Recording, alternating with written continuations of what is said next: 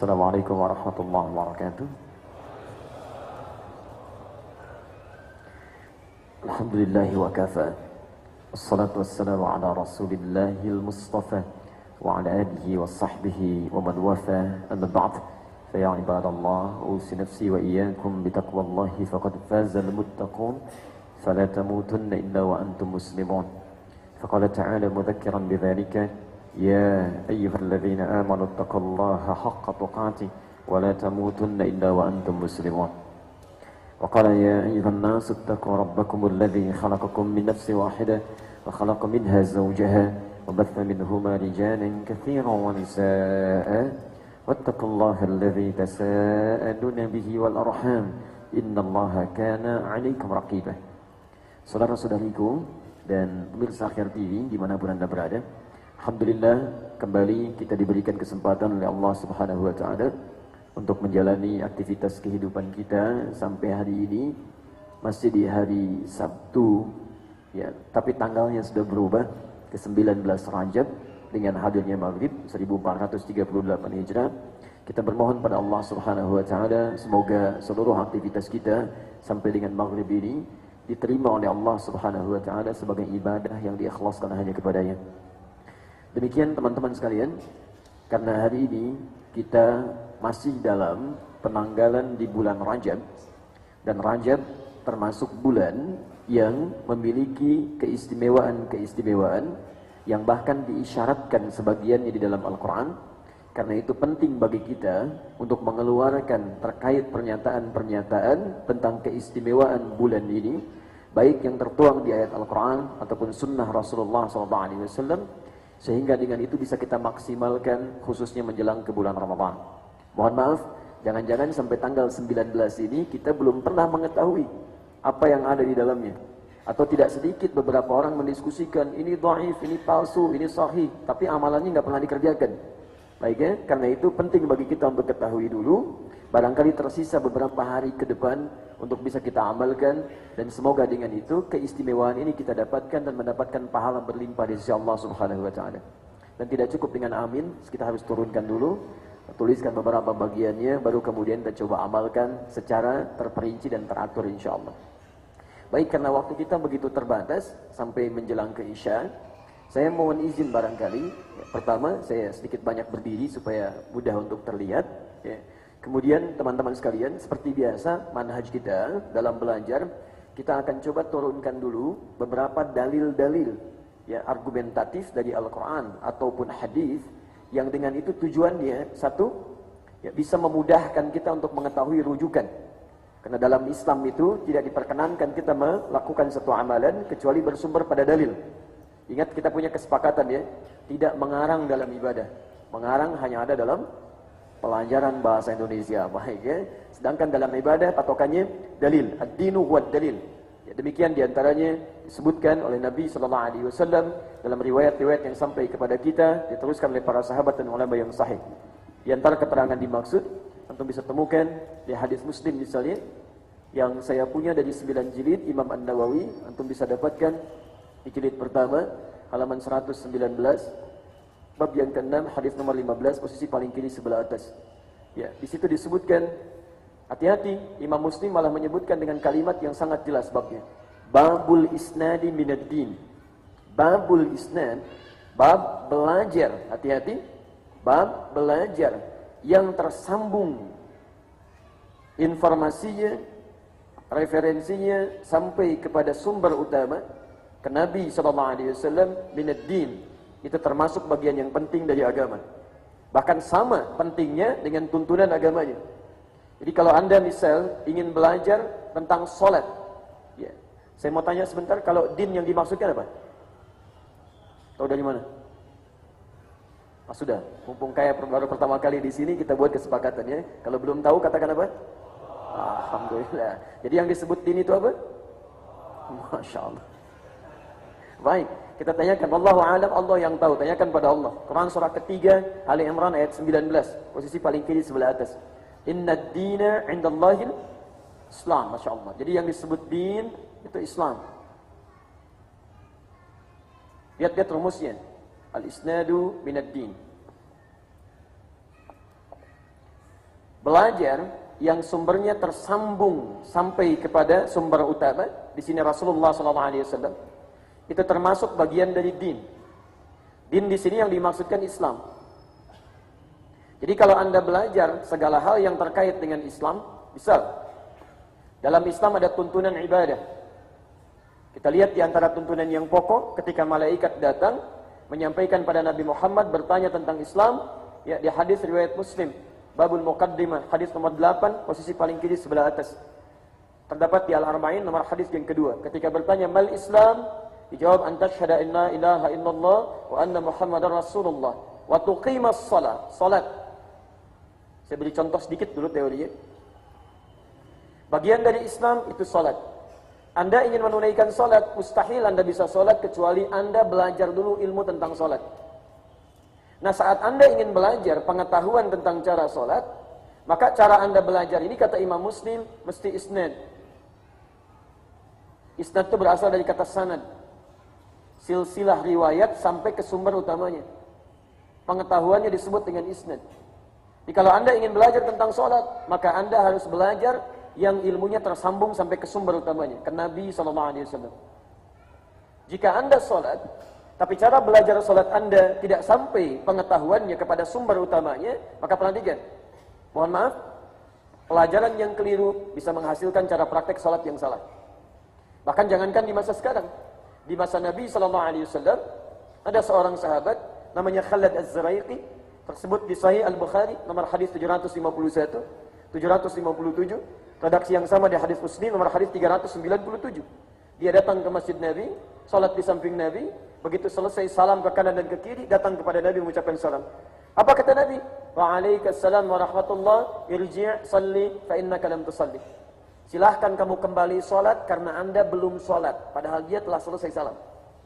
Ya, maka dia mengulang sampai 3 kali. Nabi menyebutkan kalimat yang sama sampai dia berkata, ya Rasulullah, ma uhsinu ghaira. Ya Rasulullah, saya nggak bisa lebih baik lagi daripada ini. Alimni, tolong ajarkan saya. Jadi orang ini hidup di zaman Nabi, sahabat Nabi, dekat dengan Nabi, salat di masjid Nabi, tapi mohon maaf, dia menunaikan salat tidak dengar sumber pengetahuan yang benar tersambung kepada Nabi. Kata Nabi, ulangi salatnya. Jadi kalau orang di zaman Nabi saja dekat dengan Nabi, salat di masjid Nabi, salatnya tidak seperti yang Nabi tuntunkan, diminta diulang salatnya, maka bagaimana dengan orang yang tidak hidup di masa Nabi, tidak salat di masjid Nabi, bukan di samping Nabi, dan tidak mau belajar tentang bagaimana cara salat yang benar. Ini yang bermasalah. Sahabat Nabi dekat dengan Nabi, hidup di zaman Nabi, salat di samping Nabi, di masjid Nabi, merasa salah, masih mau belajar kepada Nabi. Anda bukan sahabat Nabi, kerabat Nabi juga bukan, tetangga Nabi juga bukan, salat bukan di masjid Nabi, ya merasa benar dengan salatnya. Dan yang paling menarik, belum terbuka kesempatan untuk mau belajar. Ya, Masya Allah, ustaznya datang sendiri, ya, merangin sendiri, nulis sendiri, ngapus sendiri, direkam juga. Dengan semua itu mesti Anda belum tersentuh untuk belajar, maka dengan cara apa lagi harus difasilitasi? Nah, poinnya, saya agak cepat sedikit. Poinnya, ini memberikan kesan kepada kita bahwa jika kita ingin belajar apapun dalam agama, maka pastikan ada sumber landasan yang kuat yang membuat kita nyaman dalam menunaikan ibadah. Jadi jangan sampai kita beribadah tapi tidak punya landasan sehingga apa yang kita lakukan bisa sia-sia dalam, mohon maaf, dalam pandangan agama kita. Jelas di sini? Oke, yang kedua, tujuan kita belajar dengan referensi ini supaya nanti saat ada orang mempersoalkan, kita bisa menjawab dengan alasan yang argumentatif. Paham? Baik. Kalau sudah mengerti, mari kita coba turunkan dulu dalilnya. Saya nanti coba tuliskan, dari situ baru kita buat bahasan untuk pertemuan kita di malam ini. Sepakat insya Allah? Baik. Saya tuliskan dulu ya. Saya datang sendiri, terangkan sendiri, tulis sendiri, saya hapus sendiri. Masya Allah. Baik. Bismillah. Teman-teman, antum mau saya tuliskan dengan yang bisa dihapus atau yang tidak bisa dihapus? Karena ada 2 jenis spidol di sini. Satu yang tidak bisa dihapus. Nah ini, yang kedua yang bisa dihapus. Baik. Simpan dulu ya. Bismillah, saya turunkan dulu materi kita malam ini dan pemirsa dimanapun Anda berada terkait dengan keutamaan bulan Rajab. Ya. Bismillah. Maaf, bisa kelihatan insyaallah? Baik ya. Keutamaan bulan Rajab.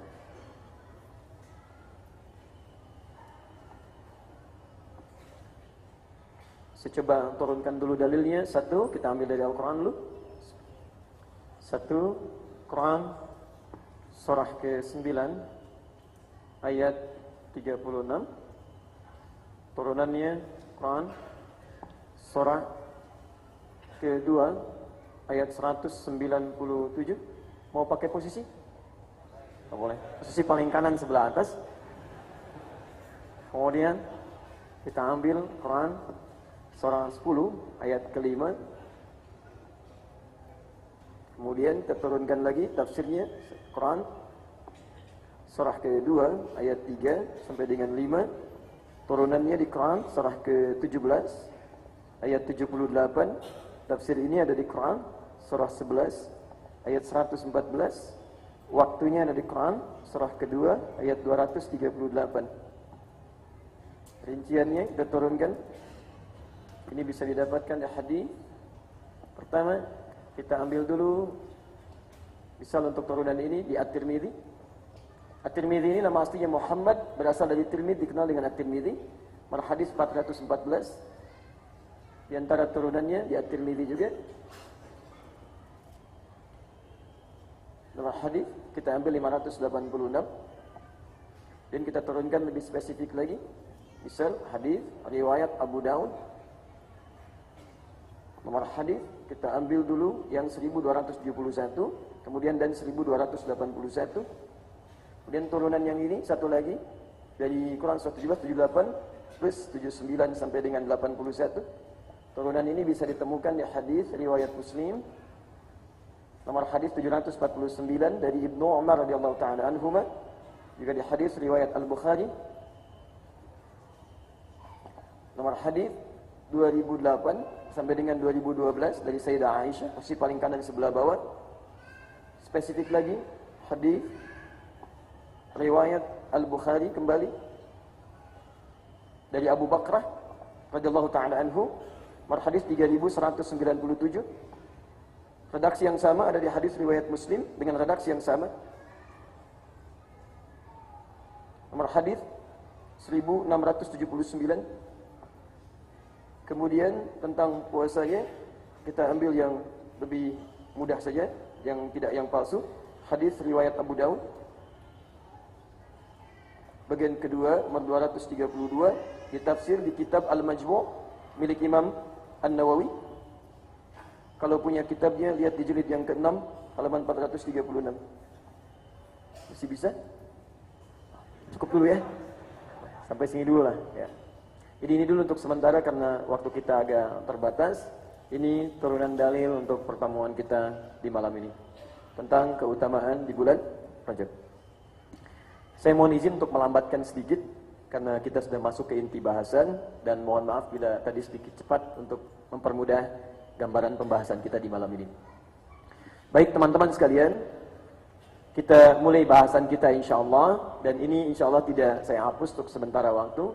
Tapi kalau saya balik boleh ya, untuk memudahkan pembahasan kita. Pertama Quran surah 9 ayat 36. Kita lihat dulu Qurannya. Bismillahirrahmanirrahim. Lihat kalimatnya. Inna iddatash syuhuri 'inda Allahi 12 syahran fi kitabillah yawma khalaqas samawati wal ard minha arba'atun hurum. Awas hati-hati. Minha arba'atun hurum. Dzalika ad-dinul qayyim fala tadhlimu fihinna anfusakum. Boleh saya putar sebentar? Baik. Boleh saya hapus atau saya putar? Putar ya. Baik, bismillah. Teman-teman sekalian perhatikan kalimatnya, dan nanti kalau kita berjumpa kembali dalam kesempatan yang lain, saya harapkan kita pegang mushaf atau boleh aplikasi di handphonenya untuk memudahkan ya. Perhatikan kalimatnya. Inna iddatash syuhur. Sungguh jumlah bilangan bulan itu dalam setahun. Perhatikan statement ini ya, karena Anda tidak akan temukan di kitab manapun yang dianggap sebagai kitab suci. Hanya dalam Quran. Hanya dalam Al-Quran. Inna iddatasy syuhur, sungguh jumlah bilangan bulan itu, syuhur, indallahi yang ditetapkan oleh Allah dalam setahun, hati-hati, isna asyara syahran fi kitabillah. Ada 12 bulan. Jadi Quran memberikan statement bahwa satu tahun, fokus, itu ada 12 bulan. Yauma khalaqas samawati wal ard, ketentuan ini telah ditetapkan oleh Allah sejak langit dan bumi diciptakan.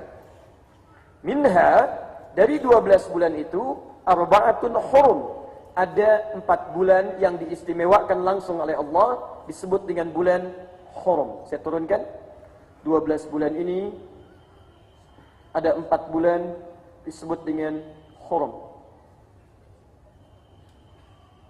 Fokus.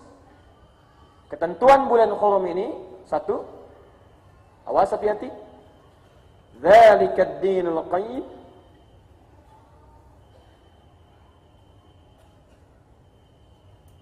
yang kedua, fala tadhlimu fihinna anfusakum, fala tadhlimu.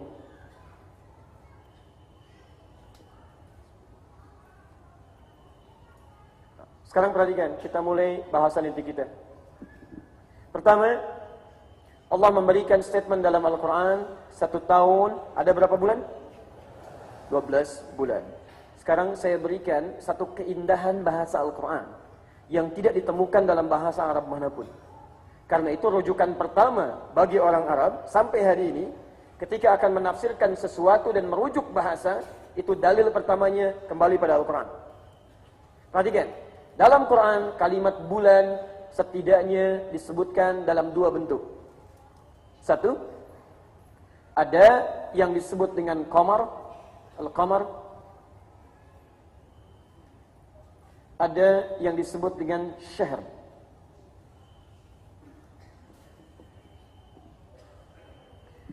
Kalau disebutkan qamar, awas terjemahnya bisa sama, yang 1 bulan, yang lain juga bulan.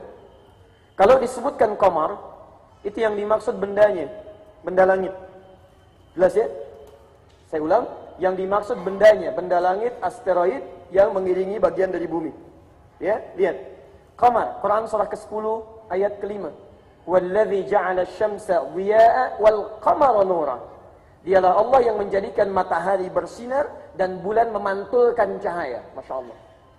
Perhatikan kalimatnya. Dialah Allah menjadikan matahari bersinar dan bulan memantulkan cahaya. Anda buka Bible, lihat di situ.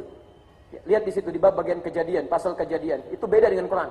Bible mengatakan Tuhan hari pertama menciptakan langit, hari kedua menciptakan bumi, hari ketiga menciptakan matahari bersinar, yang keempat menciptakan bulan bersinar. Quran mengatakan matahari bersinar, bulan memantulkan cahaya. Tapi yang dimaksud bulan di sini itu bendanya secara fisik. Yang kedua, perhatikan kalimatnya. Ada yang dinamakan oleh Quran dengan nama syahrun. Kalau disebutkan syahrun, baik dalam Al-Quran, dalam hadis ataupun standar bahasa Arab, maka yang dimaksud hitungan waktunya 4 pekan, 29 atau 30 hari. Maka redaksinya disebut dengan syahrun. Ini poinnya. Ini menunjuk kepada waktu. Fokus. Sekarang lihat, ini yang mau saya terangkan. Ketika menyebutkan kalimat syahrun, Allah Subhanahu wa ta'ala membagi kata ini pada 3 bagian di Quran dengan 3 istilah. 1, bentuk syahrun. 2, ashhur.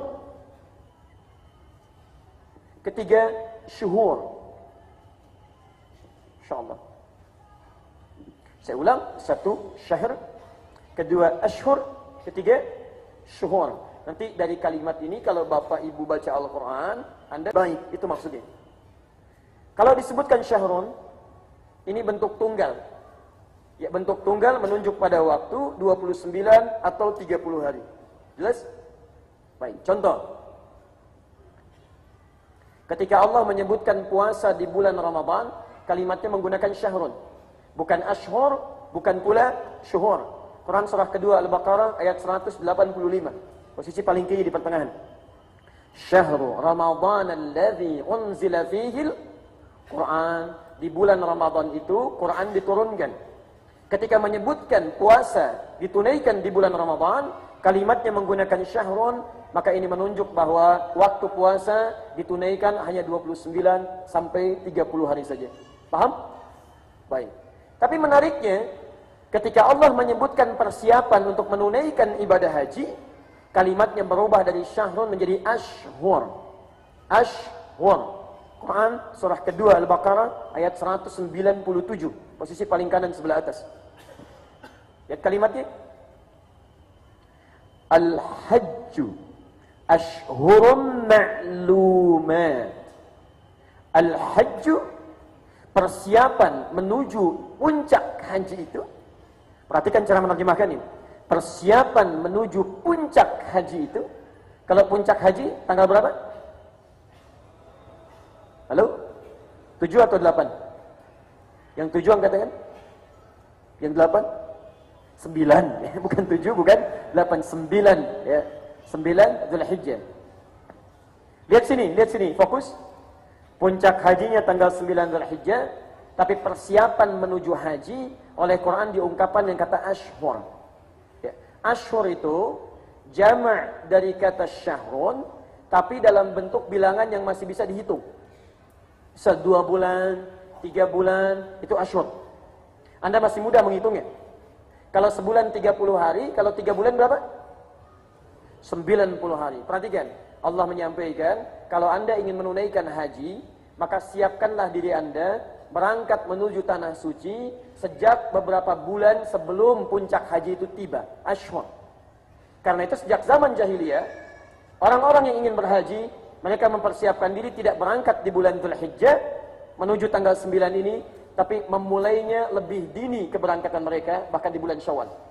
Lihat kalimatnya, Syawal, Dzulqa'dah, Dzulhijjah. Syawal bulan ke-10, Dzulqa'dah bulan ke-11, Dzulhijjah bulan ke-12.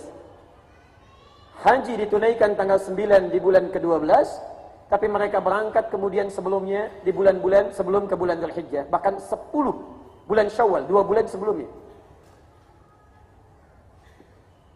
Perhatikan, ini yang paling indah yang ingin saya sampaikan. Ketika Allah menyampaikan kata ashhur, seakan-akan ingin memberikan gambaran bahwa puncak ibadah haji, sekalipun ditunaikan pada tanggal ke-9 Dzulhijjah, di hari Arafah itu, tapi jangan sampai terjadi orang datang berdesak-desakan di satu waktu yang sama, sulit untuk diatasi, maka diberikan solusi oleh Al-Quran dari sejak kebiasaan dulu. Silahkan persiapkan diri Anda, datang lebih awal dan siapkan menuju puncak haji di tanggal 9 Dzulhijjah. Karena itu sampai hari ini, kalau Anda tidak percaya silahkan. Mukjizat Al-Quran ini sampai diterapkan sampai dengan detik ini.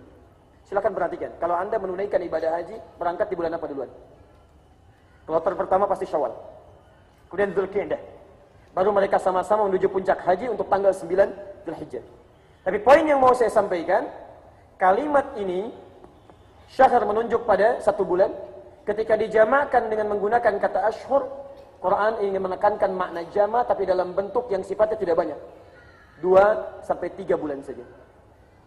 2 sampai 3 bulan.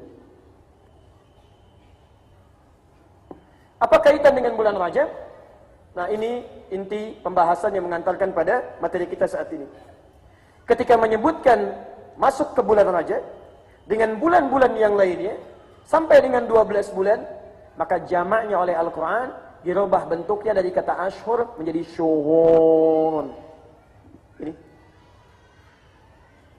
menunjukkan bentuk banyak yang tidak mudah untuk dihitung. Ini disebut dengan jam'ul qillah, ini disebut dengan jam'ul kathrah. Ini masih bisa dihitung, ini tidak mudah untuk dihitung. Ayo, kalau 1 bulan 29 hari, 12 bulan berapa hari? Tidak mudah untuk dihitung. Ya, Anda butuh merenung, kalikan dulu dan seterusnya. Nah, yang mau saya sampaikan begini, perhatikan, yang mau saya sampaikan, kalau Quran itu bukan firman Allah, mustahil ada kalimat-kalimat seperti ini. Ketika Allah menjelaskan satu hukum, maka kalimat yang muncul untuk menjelaskan hukum itu selalu sesuai dengan bentuknya. Menjelaskan Ramadan, gunakan kata syahr. Menjelaskan bentuk persiapan haji digunakan asyhur. Ketika menjelaskan jumlah bilangan bulan dalam setahun yang digunakan kata syuhur untuk menunjukkan bilangan yang banyak yang tidak mudah dihitung. Nah, 1 tahun ada 12 bulan. Kalimatnya dalam 12 bulan ini tidak menggunakan kata asyhur, tidak menggunakan kata syahr, tapi menggunakan kata syuhur. Inna iddatash syuhur. Ini poinnya. Jadi maksud saya ingin menjelaskan bahwa di Quran surah ke-9 At-Taubah ini, ayat ke-36, Allah menggunakan kata syuhur, ingin melukiskan kesan bahwa selain menunjuk pada 1 tahun ada 12 bulan, juga ingin menekankan bahwa Quran itu semua katanya mukjizat. Dipilih kalimat-kalimat berdasarkan konteks yang ingin dijelaskan. Paham sampai sini? Ah, baik. Sekarang ini kaitan dengan Rajabnya. Dari 12 bulan ini ada 4 bulan yang diistimewakan. Minha arba'atun hurum. Dari 12 bulan ini selama setahun ada 4 bulan kata Al-Quran yang disebut dengan bulan hurum. Sekarang rincian kita bahas dulu. 1, apa saja 4 bulan ini? Yang kedua, apa yang disebut bulan hurum ini? Yang ketiga kemudian, apa konsekuensinya kalau kita masuk ke bulan hurum? Ya. Dan yang terakhir, apa amalan-amalan yang terkait dengan konsekuensi itu? Jadi pertama kita terangkan, apa itu 4 bulan ini? 1. Yang kedua, kenapa disebut dengan bulan hurum? Apa maksudnya? Yang ketiga, apa konsekuensinya? Dan yang keempat, apa amalannya? Dan ini 4 poin ini jadi inti pembahasan kita insyaallah di malam ini. Jadi kita belum mulai, baru mukaddimah. Sekarang baru mulai inti materinya. Baik. Saya mohon maaf, sampai jam berapa kita? Oh baik. Ya. Isya berapa menit lagi? Baik, 4 menit lagi menuju Isya. Saya antarkan dulu 4 bulan ini ditafsir kemudian di hadis riwayat Al-Bukhari. Nomor hadis 3197. Dari Abu Bakrah radhiyallahu taala anhu. Saya bacakan hadisnya, kemudian kita berhenti sejenak di sini. Qala Rasulullah sallallahu alaihi wasallam. Saya langsung ke ujungnya saja. As-sanatu 12 syahra. 1 tahun itu ada 12 bulan. Minha arba'atun hurum. Dari 12 bulan itu ada 4 bulan hurum. Perhatikan, thalatha mutawaliyah, 3 bulan berurutan. 1 Dzulqa'dah, bulan ke-11. Ingat bukan Dzulqa'dah ya, tapi Dzulqa'dah. 2 Dzulhijjah, bulan ke-12. 3 Al-Muharram, bulan pertama. Dan yang keempat Rajabun Mudhar ma baina Jumada wa Sya'ban, yaitu bulan Rajab yang terletak antara bulan Jumada yang ke-6 dengan Sya'ban yang ke-8. Saya ulangi, 4 bulan ini kata Nabi SAW, 1 Dzulqa'dah, kedua Dzulhijjah, ketiga Al-Muharram, dan yang keempat bulan Rajab. Nah sekarang saya mau tanya, sekarang kita ada di bulan apa? Rajab. Berarti sekarang kita sudah masuk di antara 1 di antara 4 bulan yang disebut dengan bulan hurum ini. Di pembahasan pertama sudah kita uraikan, 1 Dzulqa'dah, kedua Dzulhijjah, ketiga Al-Muharram, keempat Rajab. Di sini kita temukan inti bahasan kita. Nah, kalau sudah masuk ke 1 di antara 4 bulan ini, maka hukum bulan ini disebut oleh Al-Quran dengan bulan hurum yang punya ketentuan khusus, beda dengan bulan-bulan yang lainnya. Dan konsekuensinya pun tidak biasa. Anda salah dalam mengerjakan sikap di bulan ini, maka konsekuensinya bisa 2 kali lipat dari bulan-bulan biasa. Apa yang disebut bulan hurum? Apa maknanya? Apa kaitannya dengan kita akan bahas insyaallah setelah menunaikan salat Isya berjamaah. Subhanakallahumma bihamdika asyhadu an la ilaha illa anta astaghfiruka wa atubu ilaik. Wa akhiru da'wana alhamdulillahi rabbil alamin. Wa'afu minkum. Assalamualaikum warahmatullahi wabarakatuh. Bismillahirrahmanirrahim. Assalamualaikum warahmatullahi wabarakatuh.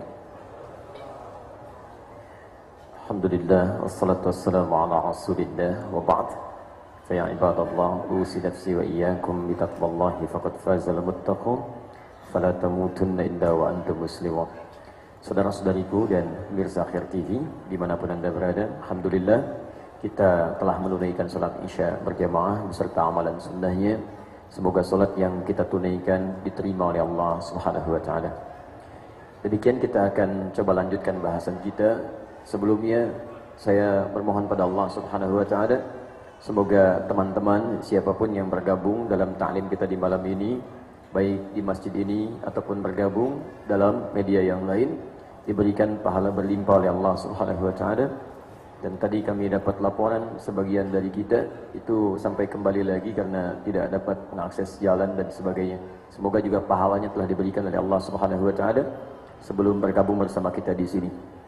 Nabi sallallahu alaihi wasallam pernah menyampaikan dalam hadis riwayat Al-Bukhari, "Idza marida al-'abdu aw safar, kutiba lahu mithla ma kana 'alaihi muqiman sahiha." Siapapun hamba yang punya uzur atau bahkan dalam perjalanan tapi tidak mampu menunaikan amalan rutinnya yang mungkin ia kerjakan, maka pahalanya telah diberikan kepada orang ini, nilainya sempurna sekalipun belum tentu ia bisa mengerjakannya.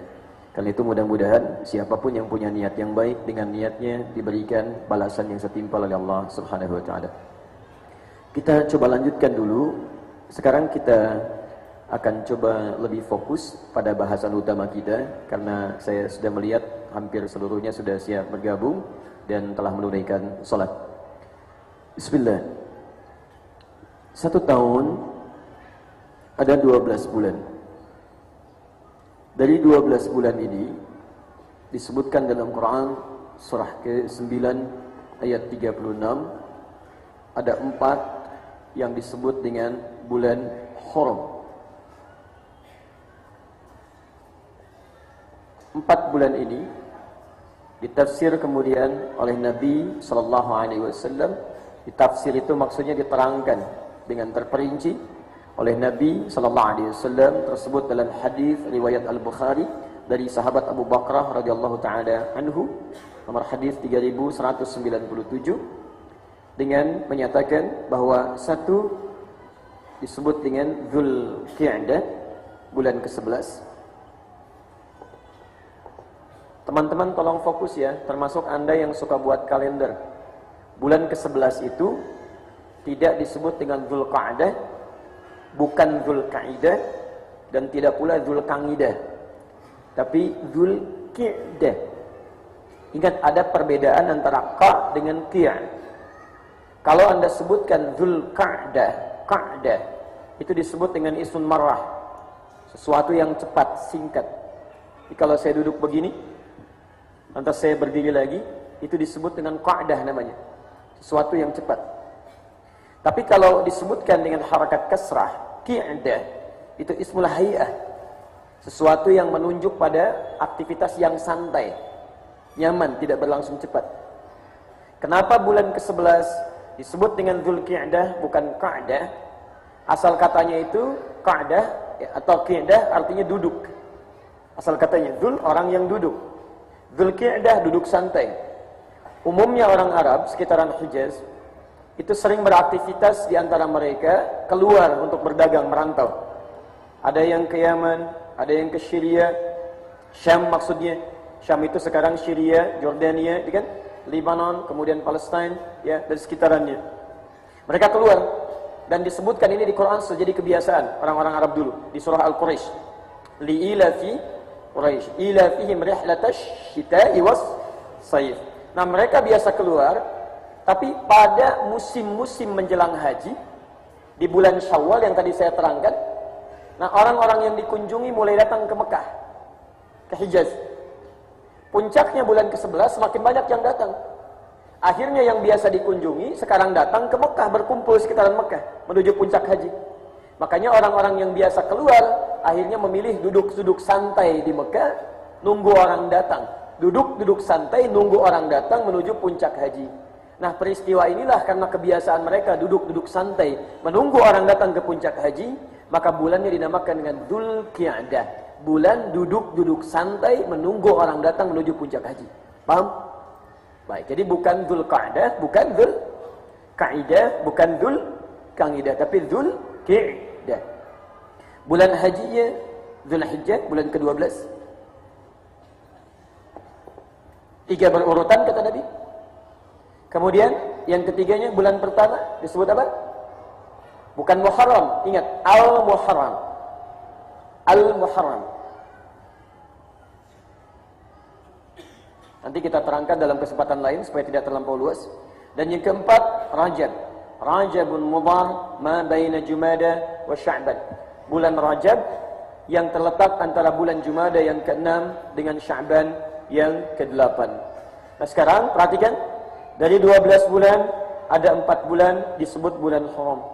4 bulan ini dijelaskan oleh Nabi di hadis Al-Bukhari riwayat Abu Bakrah, yaitu Dzulqa'dah, Dzulhijjah, Al-Muharram, bulan Rajab. Sebentar, sampai sini paham kita? Halo? Paham ya?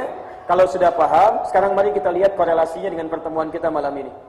Dari 4 bulan ini, di antara bulan yang disebutkan, sekarang kita berada di dalamnya, yaitu bulan Rajab. Nah, ini maksud saya, karena ketemu pembahasannya bulan Rajab, maka kita naikkan sekarang ke atas.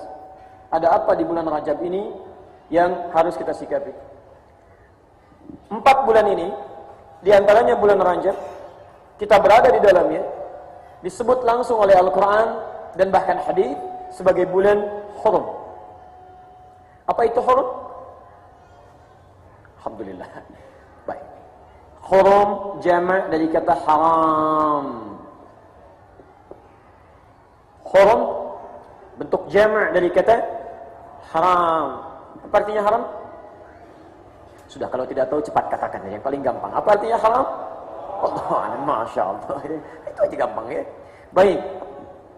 Hurum jamak dari kata haram. Haram singkatnya segala yang dilarang. Hal yang harus ditinggalkan. Hal yang harus ditanggalkan. Segala hal yang dilarang, ditinggalkan, ditanggalkan, tidak boleh dilakukan, maka kalimat sederhananya dalam bahasa agama, bahasa syariat disebut dengan haram. Jamaknya disebut dengan hurum. 4 bulan ini, baik Dzulqa'dah, Dzulhijjah, Al-Muharram, Rajab, langsung disebut dengan bulan hurum. Jamak dari kata haram. Kata para ulama, tidak ada tafsiran berbeda di sini. Tidak ada perbedaan pendapat. Kata para ulama, seakan-akan penyebutan ini memberikan kesan kepada kita bahwa bulan-bulan ini diistimewakan oleh Allah, di antaranya dengan hadirnya penegasan dari Allah Subhanahu wa taala agar kita mulai meninggalkan segala hal yang dilarang oleh Allah Subhanahu wa taala. Saya ulang. Kenapa bulan ini disebut dengan bulan-bulan haram? Jamak dari kata haram, seakan-akan ada isyarat di dalamnya bahwa di bulan ini kita ditegaskan, diminta langsung oleh Allah Subhanahu wa taala mulai mengevaluasi diri untuk meninggalkan segala yang diharamkan oleh Allah Subhanahu wa taala. Satu, bulan evaluasi. Ini poin pertama.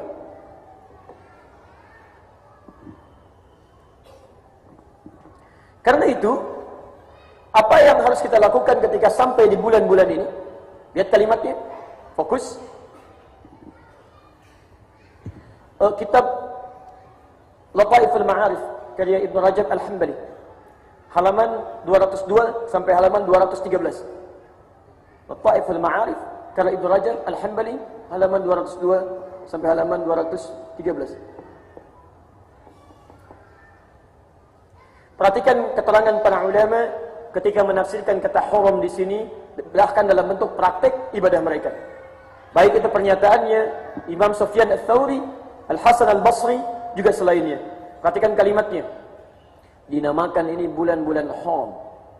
Ya, sebagai bagian dari jamak kata haram, seakan-akan memberikan isyarat kepada kita untuk berevaluasi diri, mulai meninggalkan segala kebiasaan yang dilarang oleh Allah Subhanahu wa taala, yang tidak diridhai oleh Allah Subhanahu wa taala, dan seharusnya kita tanggalkan dalam kehidupan kita.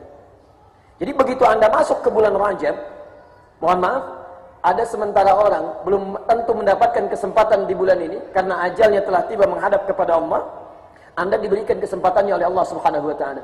Apa di antara tujuannya? Ini. Barangkali diberikan kesempatan ini kepada kita, satu, supaya kita mulai bisa mengevaluasi keadaan diri kita, kebiasaan apa yang telah kita lakukan selama ini yang masuk dalam kategori ini, hal-hal yang dilarang oleh Allah Subhanahu wa taala. hal-hal yang seharusnya ditinggalkan oleh kita semua, hal-hal yang seharusnya tidak kita kerjakan. Jadi begitu masuk ke bulan Rajab, semua ini, maaf, dihadirkan kepada kita salah satunya untuk mengevaluasi kebiasaan-kebiasaan buruk yang tidak diperkenankan oleh syariat. Yuk kita mulai. Teruskan. Dzalikad dinul qayyim. Fokus. Dzalikad dinul qayyim. Orang-orang yang terbiasa meninggalkan segala yang dilarang itu, menjauhi segala yang haram itu, maka itulah kemudian disebut oleh Al-Quran dengan ad-dinul qayyim, cara beragama yang lurus, tegak. Qayyim itu satu keadaan yang benar, lurus, tidak bengkok, tidak ada penyimpangan. Di Allah menyampaikan, lihat kalimatnya. Dzalikad dinul qayyim, orang yang beragamanya lurus, mengikuti ketentuan agama dengan benar, maka dalam hidupnya tidak mungkin dia melakukan tindakan-tindakan yang dilarang oleh Allah Subhanahu wa taala. Tidak mungkin dia mengerjakan segala yang diharamkan oleh Allah Subhanahu wa taala. Jadi kalau ada di antara kita sampai dengan malam ini masih mengerjakan yang haram, masih senang dengan hal yang seharusnya ditinggalkan, masih mengerjakan segala hal yang tidak Allah ridai, maka ada yang bengkok dengan cara beragamanya. Ada yang tidak lurus di sini. Karena seharusnya ciri agama itu, kata Al-Quran, dzalikad dinul qayyim, cara beragama yang lurus itu, yang benar, ini di antaranya tarkul haram, meninggalkan segala yang dihukumi haram oleh agama. Yuk, sekarang mari kita lihat ujung kepala sampai ujung kaki kita. Fokus pelan-pelan. Apa fungsi mata? Melihat, tuh masih salah juga. Hati-hati, kalau tidak tahu katakan apa? Itu paling gampang. Apa fungsi mata? Masya Allah, sudah puluhan tahun belum tahu fungsi mata. Masya Allah. Wala quwwata illa billah. Susah saya. Teman-teman, fungsi mata itu bukan melihat. Kalau cuma melihat, kambing juga melihat. Kalau cuma melihat, mata elang lebih tajam daripada kita. Tapi ternyata mata elang tidak dihisap, mata antum dihisap. Quran surah 17 ayat 36, posisi paling kanan di pertengahan. Inna as-sam'a wal basara wal fu'ada kullu ulaika kana anhu mas'ula. Sungguh pendengaran manusia itu, penglihatan manusia itu, dan fikiran manusia itu satu saat akan dihisap, ditanya oleh Allah Subhanahu wa taala. Mata elang setajam-tajamnya itu tidak dihisap. Mata kita serendah-rendahnya itu akan dihisap. Karena itu Allah bedakan fungsi mata yang lain dengan fungsi mata manusia. Untuk laki-laki Quran surah ke-24 ayat 30. Untuk perempuan ayat 31-nya. Lihat kalimatnya. Wa qul lil mu'minina, katakan bagi pria-pria yang masih merasa punya iman, yaghuddu min absarihim, matanya hanya boleh melihat yang baik-baik saja. Palingkan dari yang tidak baik menurut Allah. Jadi ternyata fungsi mata kita bukan melihat, tapi melihat yang baik-baik. Jadi ketika Anda melihat sesuatu yang tidak baik menurut Allah, maka masuk dalam kategori yang ini. Gambar yang terbuka auratnya Allah tidak senang. Tayangan yang membuat kita menjauh dari Allah, Allah tidak senang. Hal-hal yang menghadirkan pornografi, porno aksi, macam-macam, ya, itu masuk dalam kategori haram. Sekarang saya tanya kepada Anda, selama kita hidup, atau jangan selama hidup lah, hari ini saja, berapa kali mata kita sudah salah lihat? Kalikan selama kita hidup dari sejak balik. Ini baru mata. Berapa kali mata kita salah lihat? Persoalan paling utama, perhatikan ini ya. Awas, hati-hati, ini rumus dari Quran. Ini rumus dari Quran. Kalau anggota tubuh kita terbiasa melakukan yang baik-baik, baik lawannya apa? Buruk. Jangan katakan wallahu a'lam, ini gampang ya. Baik lawannya buruk. Jadi kalau orang terbiasa mengerjakan yang baik, maka dia tidak akan pernah bisa melirik yang buruk. Sebaliknya, kalau mata ini terbiasa melihat yang buruk-buruk, maka dia tidak akan peka lagi untuk melihat yang baik-baik. Mata Anda digunakan untuk melihat maksiat misalnya. Mohon maaf ya, lihat tayangan yang tidak baik, lihat hal-hal yang tidak diperkenankan, gambar-gambar yang tidak elok. Nanti ketika terbiasa seperti itu, maka maksiat itu akan mulai menutup pintu-pintu kebaikan di mata Anda. Quran surah kedua ayat ke-7. Khatamallahu ala qulubihim wa ala absarihim wishawa. Karena terbiasa melihat yang buruk ini, makanya mohon maaf, melihat mushaf sudah enggak nyaman lagi. Dipakai melihat masjid sudah nggak ada sentuhan. Lihat orang ke masjid tidak ada getaran. Kenapa? Karena terbiasa digunakan melihat yang buruk. Anda tolong cek ya. Pulang dari sini coba Anda renungkan. Dalam sehari lebih banyak mana melihat yang baik-baik atau melihat yang tidak diperkenankan? Kalau Anda terbiasa melihat sesuatu yang baik-baik, misalnya senang lihat orang ke masjid, senang lihat orang taklim, ini menunjukkan bahwa mata kita tidak bermasalah. Tapi kalau Anda melihat orang sholat sudah nggak enak, lihat orang mengaji sudah tidak tenang, lihat orang menggunakan pakaian syar'i, Anda malah sinis misalnya, ada yang salah dalam penglihatan mata kita. Ini mungkin kebanyakan menggunakan yang haram. Apa fungsi lisan kita? Bicara yang baik-baik. Udah mulai gampang ya. Alhamdulillah, sudah nyambung malam ini. Baik. Teman-teman, apa dalilnya? Oh, wallahu a'lam. Itulah paling gampang.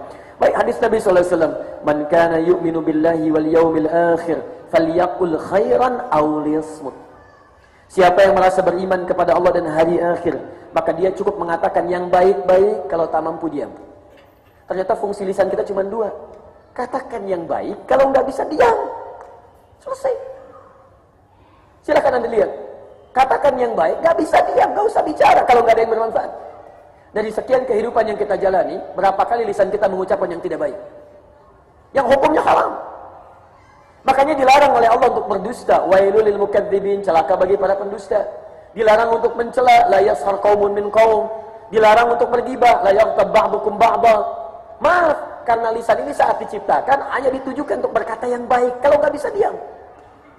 Silahkan cek sampai dengan bulan Rajab ini. Berapa kali lisan kita digunakan untuk melakukan hal yang tidak baik. Hati-hati. Awas, hati-hati. Apa fungsi telinga? Mendengar yang baik-baik. Sudah tahu fungsinya mendengar yang baik-baik. Kenapa selalu antum gunakan untuk mendengar yang tidak baik? Gosip masih didengar juga. Saya tanya ibu deh, gosip dosa tidak, Bu? Udah tahu dosa, kenapa dinikmati juga? Hati-hati tuh. Mohon izin Bu ya, kenapa saya tanya ibu? Awas, hati-hati. Karena kecenderungan untuk mendengarkan sesuatu dan berbicara itu ada pada perempuan, tidak pada laki-laki. Saya sebentar ya, saya lompat sedikit saja dulu. Boleh? Oh, jangan nanti saya keluar dari sini gitu ya. Pembahasannya dulu sebentar. Lihat sini. Ada beda nama laki-laki dengan perempuan di dalam bahasa Arab, termasuk di Quran. Perempuan itu kalau sendirian itu disebut dengan mar'ah. Mar'ah. Tapi kalau banyakan dia berubah menjadi nisa. Apa artinya mar'ah? Mar'ah itu seakar dengan kata muru'ah asalnya. Yang punya setidaknya 3 arti. Pertama, cenderung senang dengan keindahan, sesuatu yang tampil indah. Makanya kalau antum misalnya, mohon maaf, lihat istri atau anak perempuan senang dengan keindahan, nyaman, itu normal. Ya, beda kecenderungannya. Anda keluar laki-laki pakai pakaian, sebagian gak kesetrika, jalan aja. Kelihatan istri Anda, ganti. Normal. Ya, antum bangun dari tempat tidur biasa saja, tapi perempuan tidak. Dia lihat, dia bereskan, dirapikan, indah, itu normal. Ini. Kedua, senang dengan tampil terhormat. Ya, tampil terhormat. Jadi selalu ingin menyeimbangkan dengan yang lainnya. Dan yang ketiga, ini yang paling antum harus catat. Kata muru'ah juga bisa berarti, mohon maaf, punya nilai sensitivitas yang lebih. Beda, ya. Makanya sering diilustrasikan, ya mohon maaf, dalam bahasa Arab ada peribahasa mengatakan al-mar'atu kal mir'ah. Tulisannya sama. Mar'ah kal mir'ah. Tulisannya sama, cuma harakatnya beda. Ini mar'ah, ini mir'ah. Perempuan itu sifatnya cermin. Dia senang dengan tampil keindahan. Makanya silahkan periksa. Mau berangkat, pakai cermin dulu, lihat. Kadang nanya sama antum, "Pak, yang bagus mana ya? Hijau atau merah?" Masya Allah. Kata antum hijau mah, kayaknya merah. Ya, Masya Allah. Padahal nanya, tapi pakai beda. Masih mending kalau pakai merah. Begitu keluar, kuning Pak. Ini nih. Ya, baik. Belum cukup tuh. Turun dari mobil, spion lihat lagi. Masuk masjid ada kaca, lihat lagi. Itu normal. Normal, senang dengan tampil keindahan, terhormat. Tapi ingat, dia punya sensitivitas yang sama dengan cermin, mirip-mirip. Kalau ada cermin, saya lempar sampai dia pecah. Kemudian saya gabungkan lagi, bisa nggak digunakan untuk bercermin lagi? Jangan salah, bisa. tapi dia tidak bisa memantulkan bayangan yang sempurna. Persis seperti perempuan, kalau dia terlukai, dia bisa cepat memaafkan, tapi sulit melupakan apa yang telah dialami. Ada poinnya. Saya nggak tahu, itu mungkin Anda, tapi ini dari bahasa Arab begitu. Ya, Anda hidup berumah tangga 15 tahun, nggak ada masalah. Begitu ada satu persoalan, rekening listrik bermasalah 15 tahun yang lalu, itu diingat kembali. Papa memang dulu begitu, begini, rinci Pak, demi Allah saya katakan. Tenang Bu ya, tenang. Nanti ada bahas untuk laki-laki, tenang aja, ikut tunggu ya. Tapi yang mau saya sampaikan, ini poin, apa kaitan dengan pendengaran, dengan penglihatan, dengan pembicaraan? Nih, nisa. Apa artinya nisa Bu? Sudah salah. Kalau tidak tahu katakan, itu paling gampang. Apa artinya nisa? Oh, Masya Allah. Ini nisa itu bukan perempuan. Nisa itu perempuan-perempuan. Jadi banyak. Ini sendirian, ini banyak. Sampai ada surah An-Nisa. Surah keempat ayat 34 itu. Baik, intinya ayat 34. Lihat. Kenapa disebut dengan nisa? Karena ini asalnya seakar dari kata nasa. Yang mudah mengeluarkan apa yang dirasakan. Mudah cerita. Dan mudah tersentuh. Seakan-akan ingin memberikan gambaran, mohon maaf ini Bu ya, perempuan itu sependiam apapun kalau sendirian, itu kalau sudah kumpul dengan teman-temannya bisa cerita.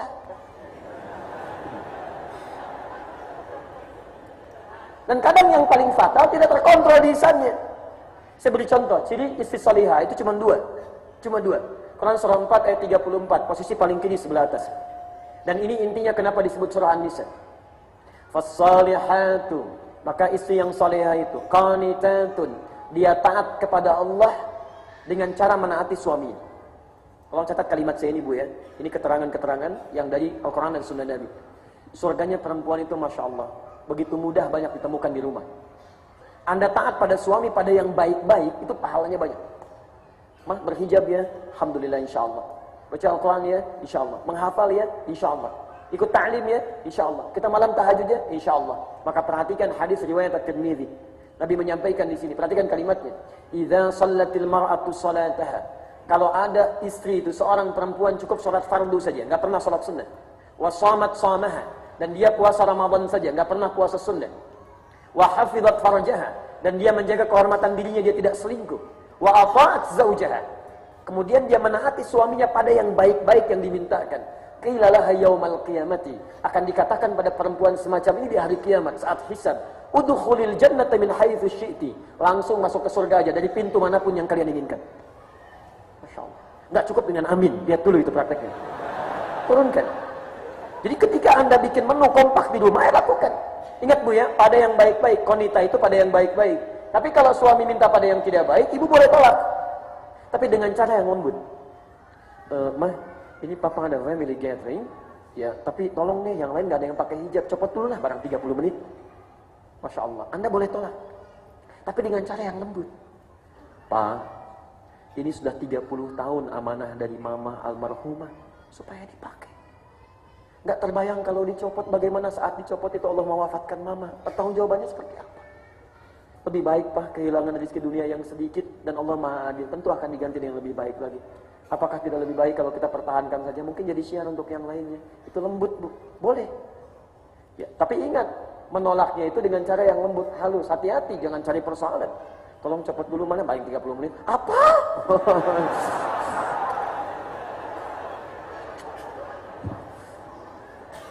Teman-teman, apa kaitannya dengan bahasan kita? Lihat, yang keduanya, hafizatun lil ghaibi bima hafizallah. Dan dia mampu menjaga nama baik suaminya, terlebih ketika tidak sedang bersamanya. Ini poinnya. Bima hafizallah, yang sudah Allah jaga. Awas, hati-hati ya. Allah menyampaikan di sini, aib rumah tangga itu kata Allah akan dijaga selama Anda tidak buka. Sampai kiamat tidak akan diungkap. Jadi kalau terjadi kejadian di malam hari, kata Nabi, siangnya jangan menyebar.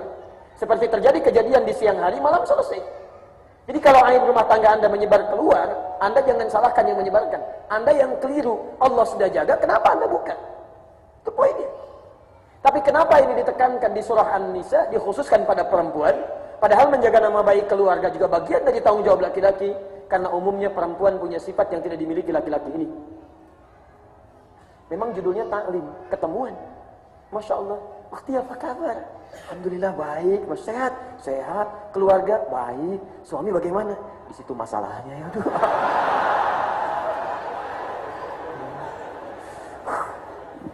Oh gitu ya. Ih, nggak nyangka ya, nyangka tuh.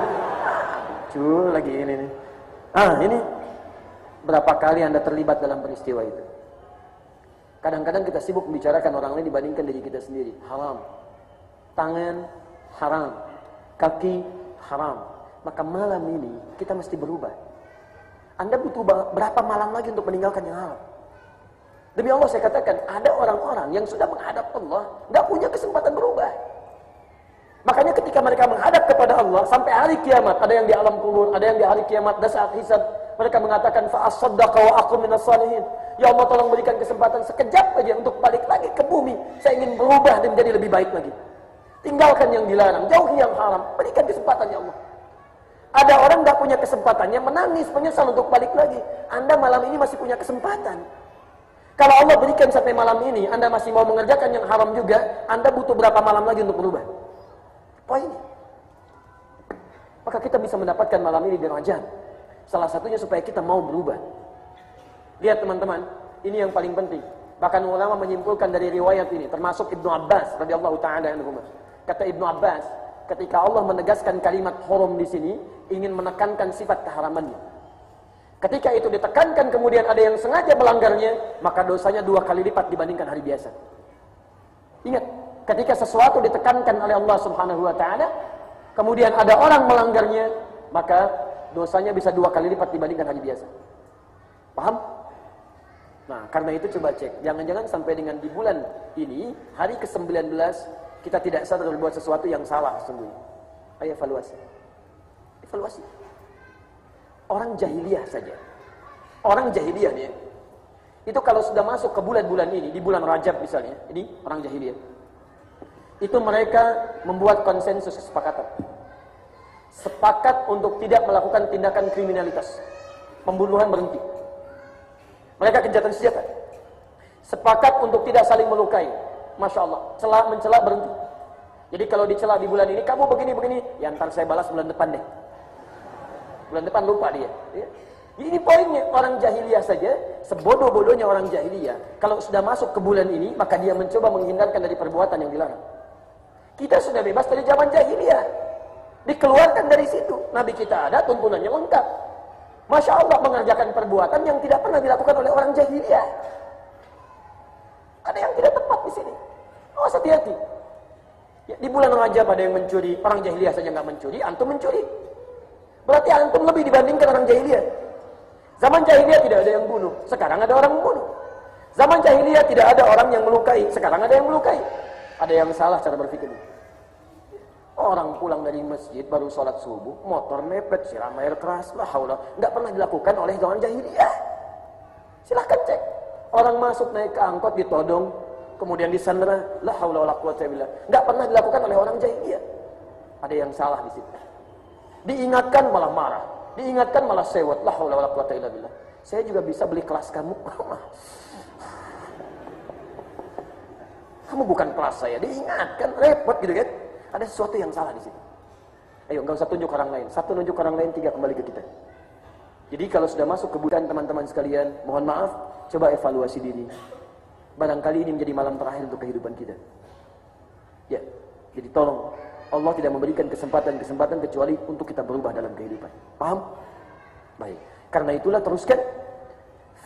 Aturan pertama. Fala tazlimu fihinna anfusakum. Fala, maka janganlah. La-nya nahyi di sini. Oh, hati-hati, nahyi. La itu dibagi 3 bagian. Ada la nafyi. Awas. Nafyi. Awas, hati-hati ya. Fokus sebelum dihapus. La dibagi 3 di sini. 1, nafyi. Kedua, naqsi. Ketiga, nahi. Diserap dalam bahasa India jadi nahi. Nafi La yang berfungsi meniadakan sesuatu, menafikan. Itu jadi bahasa kita. Tandanya setelah huruf la ada kalimat ujungnya harakatnya dhammah. Di setiap ada huruf la setelahnya kalimat ujungnya dhammah itu nafi. Contoh, pakai Quran surah kedua ayat 286. La yukallifullahu nafsan illa wus'aha. La yukallifu. La yukallifu. Ujungnya u. Ini. Maka diartikan dengan nafi. Allah tidak akan memberikan ujian beban pada seseorang di luar batas kemampuannya. Tidak. Terjemahkan dengan tidak. Nafi. Jelas? Setiap Anda baca Al-Quran adalah ujungnya kemudian kalimatnya u, terjemahkan dengan tidak atau tidaklah. Naqsi. Menunjukkan sesuatu yang kurang. Yarhamukallah. Sesuatu yang kurang. Cirinya setelah la, harakat kalimatnya itu a, fathah. Fathah. Misal, pernah dengar kalimat ini? La salata liman lam yaqra bi Fatihatil Kitab. La salata. Sering diartikan tidak ada salat bagi orang yang tidak membaca Ummul Kitab Al-Fatihah. Yang dimaksudkan kalau Anda salat di belakang makmum, di belakang imam, Anda jadi makmum, kemudian Anda punya peluang baca Al-Fatihah, Anda tidak baca. Maka la-nya di sini berfungsi sebagai naqsi. La salata, naqsi. Berkurang pahala salatnya. Padahal Anda punya kesempatan baca. Tapi kalau Anda salat sendirian, sengaja tidak baca Al-Fatihah, itu batal salatnya. Karena sifatnya rukun. Tapi kalau Anda bermakmum misalnya, Anda tinggalkan bacaannya, mengikuti saja bacaan imam, maka di sini fungsinya naqsi, berkurang. Sama dengan begini. Antum suka mengaji Riyadhus Shalihin? Halo? Katakan, kalau tidak tahu katakan. Baik. Karangan siapa? Wallahu a'lam, masyaallah. Tidak ada pengarang namanya wallahu a'lam. Imam An-Nawawi jumlahnya 1896 hadis. Ya, masyaallah. Buka bab pertama, hadis nomor 4 sampai dengan 5, posisi paling kiri sebelah atas. Lihat teman-teman. La hijrata ba'dal fathi. La hijrata. Ayo mesti berubah ya. Antum tanya Quran, wallahu a'lam. Tanya hadis, wallahu a'lam. Antum maunya apa sebetulnya? Di sini, la hijrata ba'dal fath. Tidak ada hijrah lagi setelah fatah. Ya, fatah. Fatah di sini maksudnya dibuka menjadi baik. Fathu Makkah, Makkah tadi terisolir, susah berbuat baik. Mau ke Ka'bah banyak berhala dan sebagainya. Mau dakwah susah. Dibuka oleh Allah Subhanahu wa taala. Ya, berhalanya hancur semua, keburukan keluar jadi baik. Kalau hukum tempat sudah jadi baik, maka lihat kalimatnya kata Nabi, la hijrata, jangan hijrah lagi. Jangan pindah, jangan keluar dari Makkah. Bukan dilarang keluar. Kalau Anda keluar nanti takutnya berkurang lagi kebaikan-kebaikan yang sudah didapatkan. Contoh, kalau di Masjidil Haram sekali salat pahalanya berapa? 100.000, Masya Allah. Kalau di Masjid Trans Studio 1. Misal gitu kan? Anda tinggal di Mekah, setiap kali salat 100.000. Pindah ke Bogor, misal. Jadi 1. Maka ketika Anda pindah dari sini, maka pahala bisa berkurang. Termasuk kebiasaan baik bisa berkurang. Ini dikiaskan, mohon maaf ya. Lebih luas lagi maknanya. Mohon maaf, kalau Anda sudah punya tempat misalnya, tempat tinggal yang mendekatkan diri Anda dengan Allah, dekat ke masjid, dekat dengan ta'lim, Anda bekerja mudah ke masjidnya, mudah mendapatkan teman yang baik. Kalau sudah seperti itu jangan hijrah. Jangan cari tempat lain. Sebab ketika Anda pindah ke tempat lain, nanti, maaf, berkurang lagi kebiasaan kita yang sudah mendapatkan kebaikan-kebaikan tadi. Itu naqs. Tapi yang ini, bentuknya langsung larangan. Yang kalau dilanggar, dosa. Yang ini belum tentu. Dosa belum tentu ada, tapi berkurang nilainya. Yang ini belum tentu berdosa, tapi menjadi pesimis dalam kehidupan. Tapi yang ini, sudah pasti dosa. Al-aslu fil nahyi yadullu 'ala al-harami. Asal dari nahi itu menunjukkan pada yang haram, yang dilarang. Hatta yadullu dalilu 'ala khilafi. Sampai datang dalil untuk yang berbeda dengannya. Jadi kalau ada orang kemudian melanggar ketentuan yang ini, maka hukumnya tidak sekedar melanggar larangan, tapi dosa dia. Dan umumnya setelah huruf la itu ujungnya mati. Ya ayyuhalladzina amanu, hai orang-orang merasa dirinya beriman kepada Allah, la yaskhar qaumun min qaum, jangan saling mencela satu dengan yang lainnya. Ujungnya mati, laskhar.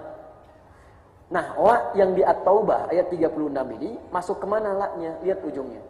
Apakah harakatnya u, harakatnya kemudian a, atau harakatnya mati? La tazlimu, u, a atau mati?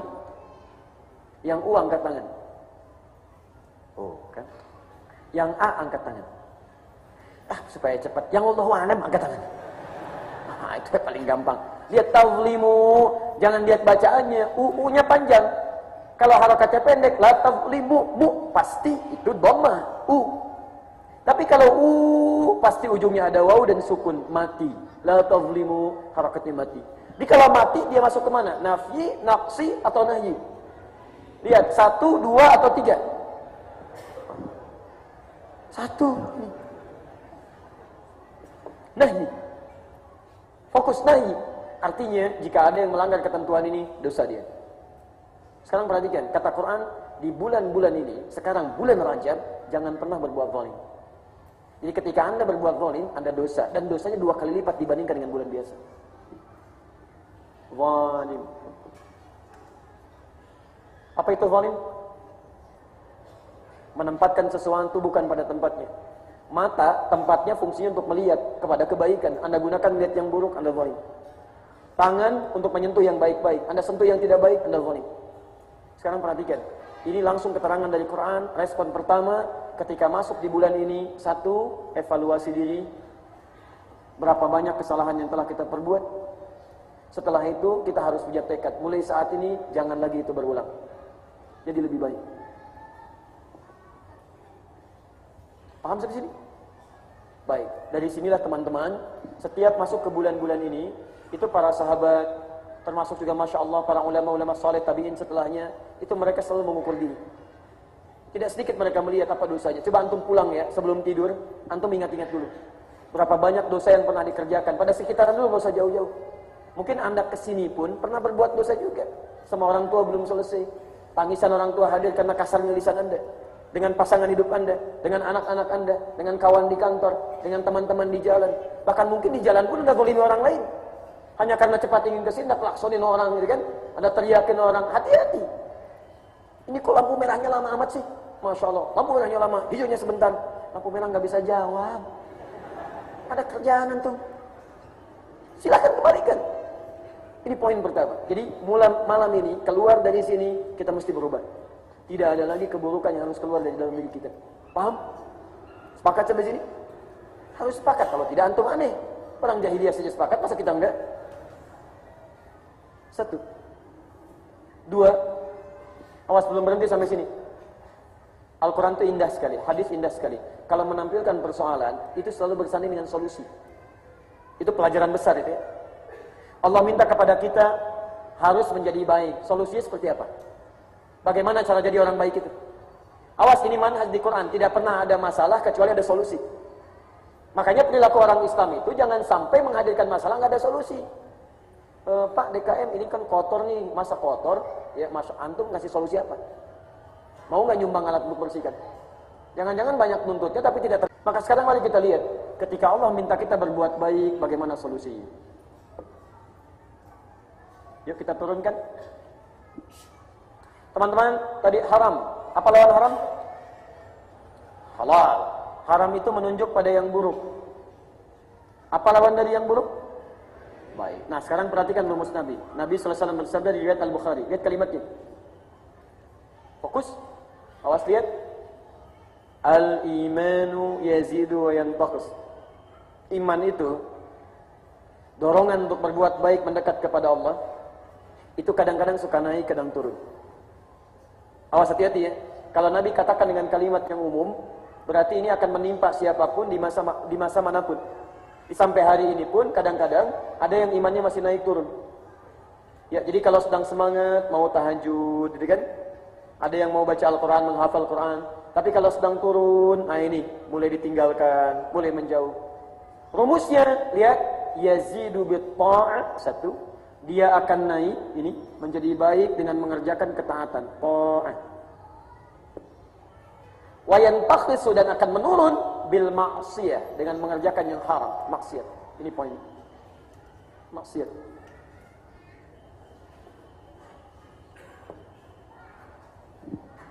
Jelas rumusnya. Awas, hati-hati, jelas rumusnya. Jadi kalau kita sedang malas-malas mengerjakan ibadah, mohon maaf, anak buta 4-5 tahun mau menghafal Quran. Antum yang melihat dikasih 40-50 tahun mau baca aja nggak punya waktu. Atau mau sampai kapan lagi begitu? Nah, kalau mata Anda belum bisa digunakan melihat yang baik, mungkin ini kebanyakan maksiat yang dilakukan. Coba cek. Maka cara untuk merubahnya supaya yang ini luntur, hilang. Bagaimana caranya? Ini, kerjakan ketaatan, tingkatkan ketaatan. Amal soleh. Ini rumusnya. Karena itu ketika Anda ingin mengoreksi diri di bulan Rajab, berevaluasi diri supaya hilang yang haram-haramnya, yang tidak baiknya, yang jelek-jeleknya, maka cara pertamanya kata Nabi, tingkatkan ini amal soleh kepada Allah Subhanahu wa taala. Kalau ini sudah mulai meningkat, maka Masya Allah. Kalau tidak percaya silakan, ya demi Allah saya katakan. Anda yang punya kosakata misalnya yang kurang baik, sikap kurang baik, sekarang tingkatkan amal soleh. Mulai rajin ke masjid, mulai baca Al-Quran, mulai tunaikan salat-salat sunnah. Demi Allah saya katakan, akan terjadi perubahan pada sifat dan sikap kita. Akan terjadi perubahan. Mustahil tidak berubah, itu mustahil. Anda yang tadinya senang kumpul-kumpul dengan hal yang tidak jelas, agenda yang tidak bermanfaat, sekarang Anda mulai ikut ta'lim, demi Allah saya katakan, lihat, pasti terjadi perubahan pada diri Anda. Pasti itu. Kalau tidak berubah, ada yang salah dengan cara dia berubahnya.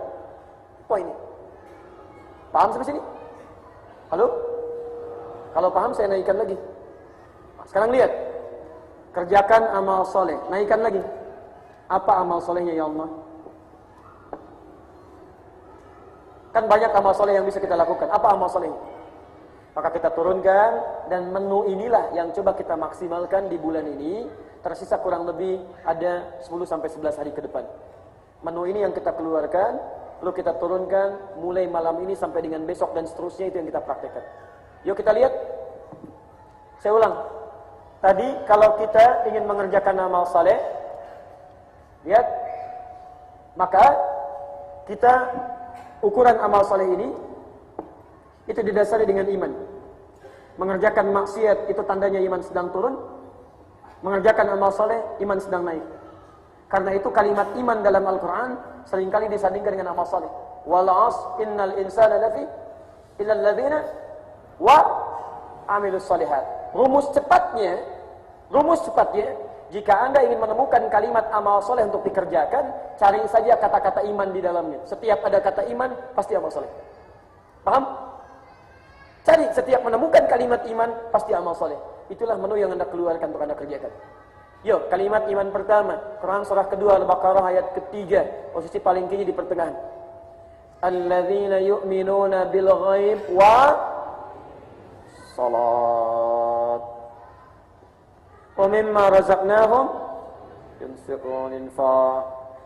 Walladzina yu'minuna bima unzila ilaik. Berinteraksi dengan Al-Quran. Yuk, saya ambil contoh ini dulu. Saya mau sepakati dulu, kalau tidak saya selesai sampai sini dan saya mau pulang. Betul? Mau berubah tidak? Mau jadi lebih baik tidak? Mohon izin ya teman-teman, ini yang menyaksikan Allah. Anda di rumah Allah, bukan di rumah Anda. Di pertanggungjawaban Anda ini tidak mudah, karena yang menyaksikan Allah, yang menyaksikan malaikat, dan ini di rumah Allah. Anda berkata sesuatu di rumah Anda, itu resikonya juga kalau Anda keliru, salah. Tapi Anda mengatakan sesuatu di rumah Allah dan Anda tidak komitmen dengan itu, Anda lebih salah lagi.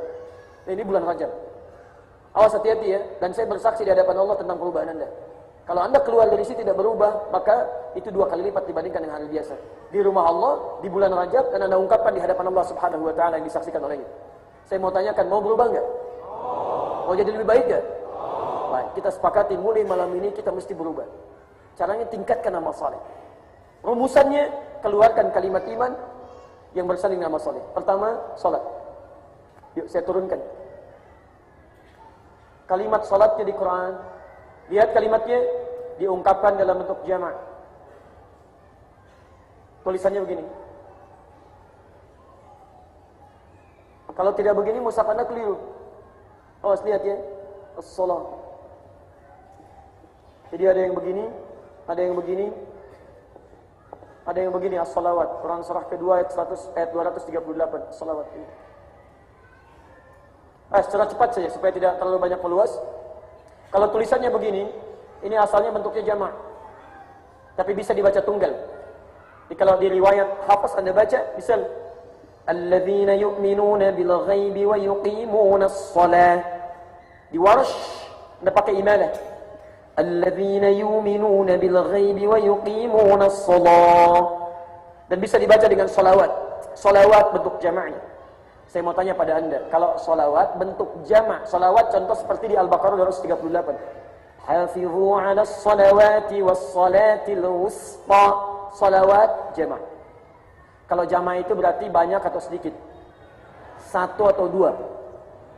Banyak. Banyak berarti salat yang dimintakan pada kita untuk menunaikannya sifatnya bukan satu, bukan dua, tapi banyak. Berapa? 5 waktu. Berapa rakaat? 17 rakaat. Masya Allah. Saya ulangi. Dalam sehari kita salat berapa waktu? Berapa rakaat? Antum usia segini masih 5 waktu aja. Dalam sehari. Ada anak kecil usia 5 tahun belum balik. Hisab belum berlaku bagi dirinya. Salat 5 waktu. Antum dikasih 50 tahun masih 5 waktu juga. Coba keluarkan menu salatnya. Jangan-jangan di luar yang 5 waktu ini pun ada salat yang lain. Kan sifat banyaknya tidak merinci kepada 5 waktu. Karena itu menunya kita turunkan mulai malam ini. Hati-hati, jangan-jangan diberi kesempatan sampai malam ini hidup, karena ada di antara menu sholat yang belum kita pernah kerjakan selama hidup kita. Itu kita turunkan. Atau mau hapus?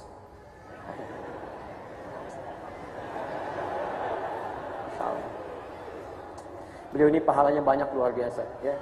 Setiap saya berangkat taklim selalu ada. Selalu ada. Dan Masya Allah, selain berniat mengikuti taklim, niat ngapus Pak. Cuma ini satu. Selalu ikut. Dan memang harus ikut karena staf kami di akhir ini. Baik. Bismillah. Lihat sini. Satu. Menu pokoknya dulu keluarkan. Berapa waktu tadi? 5 waktu. Berapa rakaat? Tahu dari mana? Quran surah ke-17 ayat 78, posisi paling kiri sebelah atas. Al-Isra ayat 78.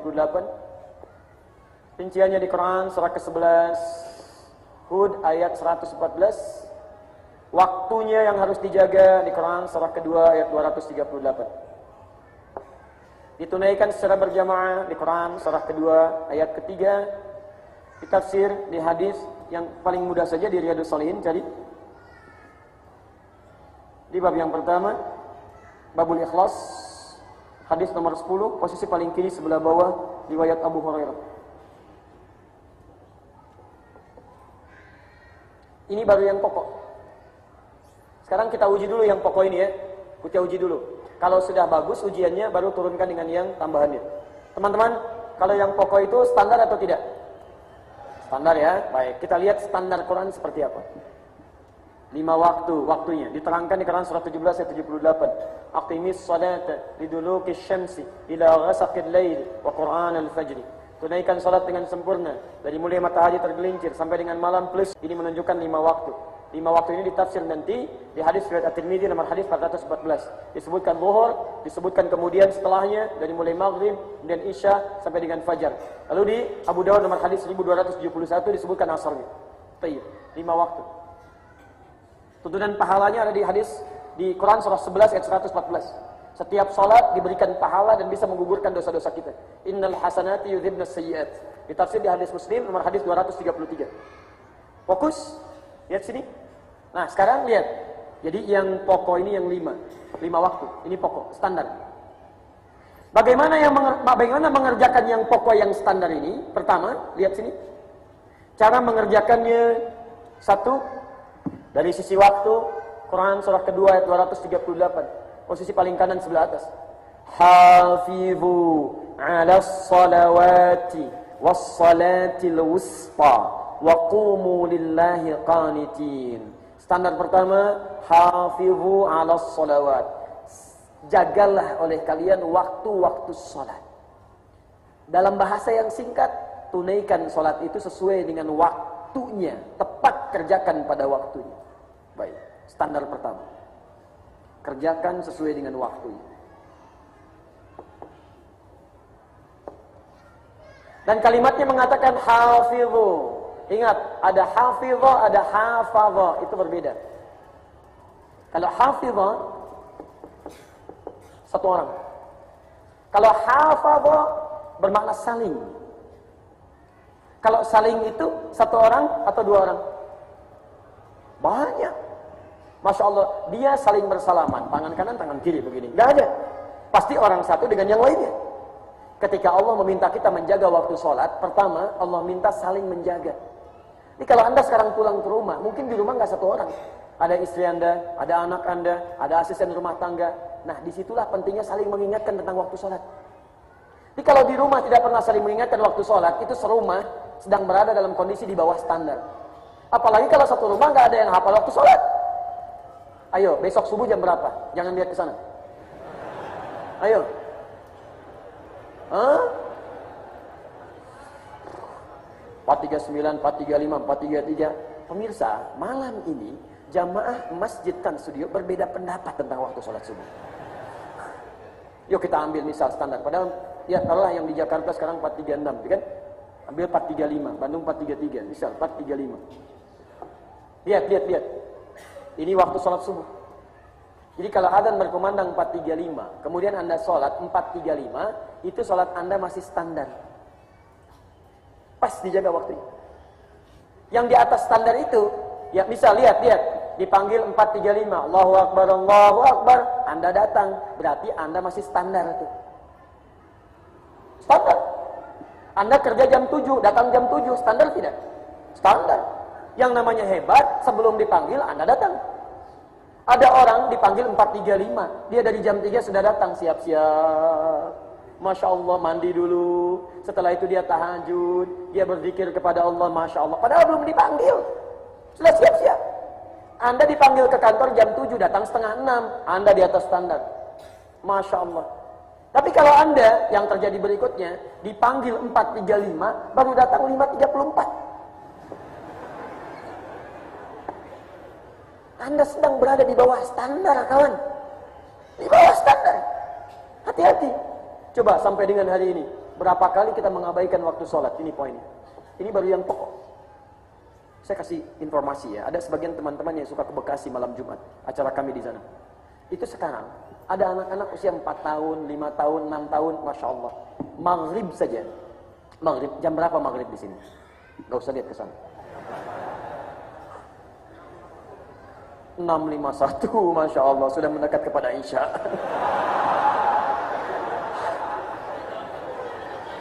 Sudah keras, terlambat lagi. 5.51 misal, Masya Allah. Misal, anak-anak di sana, misal 5.51 adzan, setengah 6, itu sudah bawa tas, jemput teman-temannya. Belum adzan, sudah ngajak kawan-kawannya. Ayo ke masjid, Masya Allah. Kemudian sholat berjamaah di masjid. Ba'da salat menghafal Al-Quran, itikaf di masjid. Setelah itu belajar sirah. Salat isya berjamaah juga. Setelah itu evaluasi lagi. Setengah 9 pulang ke rumah. Anak usia 4, 5 tahun, 6 tahun, 7 tahun. Jadi kalau anda diberikan usia 40 tahun, 50 tahun, 60 tahun, baru ke masjid saat azan, anda kalah sama anak usia 4 tahun. Dan celakanya, mereka itu belum balik. Hisab belum berlaku untuk mereka. Anda sudah bisa. Kalau anda datang ke masjid, habis pulang dari masjid tidak itikaf, tidak berusaha zikir, anda masih kalah sama anak usia 4-5 tahun. Anda ke masjid maghrib, isya nggak ke masjid, anda kalah sama anak usia 4-5 tahun. Anda ke masjid, tidak mulai berusaha membaca Quran, masih kalah sama anak usia 4-5 tahun. Anda butuh berapa lama lagi usia untuk mulai berubah? Standar. Malam ini kita harus berpikir, besok kita harus di atas standar. Di atas standar. Subuh jam berapa? Halo? Loh. Susah memang malam ini nih. Ada 4 golongan dalam hal mencerna pelajaran. Ada yang cepat ingat, lambat lupa. Ada yang cepat ingat, cepat lupa. Ada yang lambat ingat, lambat lupa. Yang repot tuh lambat ingat, cepat lupa. Haula wala quwwata illa billah. Besok 4.35 ya. Ayo bikin menu di rumah. Pokok 4.35, subuh jam sekian, 2 jam sekian, asar jam sekian, maghrib jam sekian, isya jam sekian. Besok kita bikin hal yang baru. Sebelum waktunya kita harus ada berada di atas standar. Bangun jam 3. Siap? Sepakat insyaAllah? Ayo, pasang alarm dari sekarang. Seperti biasa, 3 kali. Alarm pertama jam 2, yang kedua 2.30, yang ketiga 2.45. Alarm pertama mematikan alarm kedua. Alarm kedua mematikan alarm ketiga. Ketiga siap kita bangun. Nah ini. Nah. Baik teman-teman, yang kedua lihat. Makanya Nabi SAW itu selalu mengingatkan. Jangankan pada yang fardu, yang sunnah diingatin. Coba silakan cek kalau anda tidak percaya. Cek silakan. Beliau itu mau tahajud, itu menantunya dibangunkan. Diingatkan Ali bin Abi Thalib, putrinya Fatimah radhiyallahu taala anha, kerabatnya diingatkan. Jadi beliau itu nggak pernah soleh sendirian. Nabi, Rasul, dekat dengan Allah, dijanjikan surga, langsung masuk tanpa hisab. Begitu mau sholat sunnah pun, kerabatnya masih diajak. Antum Nabi bukan, Rasul bukan, surga belum jelas gitu kan. Masya Allah, sudah terlambat, nggak ngajak-ngajak lagi. Kan ada sesuatu yang harus diperbaiki di sini. Makanya coba mulai besok bikin status pun yang bermanfaat lah. Bikin status yang bermanfaat. Hafidhu, saling ingatkan. Mulai besok status kita di media sosial, di Facebooknya, di WA-nya dan sebagainya. Waktu sholat sekitaran Bandung, subuh jam sekian, zuhur jam sekian, asar jam sekian, sampai isya jam sekian. Demi Allah saya katakan, kalau anda bisa lakukan itu, orang lain melihat lantas sholat, anda dapat pahalanya di situ. Siap insya Allah? Bagian pertama teman-teman. 2. Cara mengerjakannya, kalimat sholat ini diawali dengan bentuk jama lagi yang menunjuk pada orang. Kalau jama menunjuk pada orang,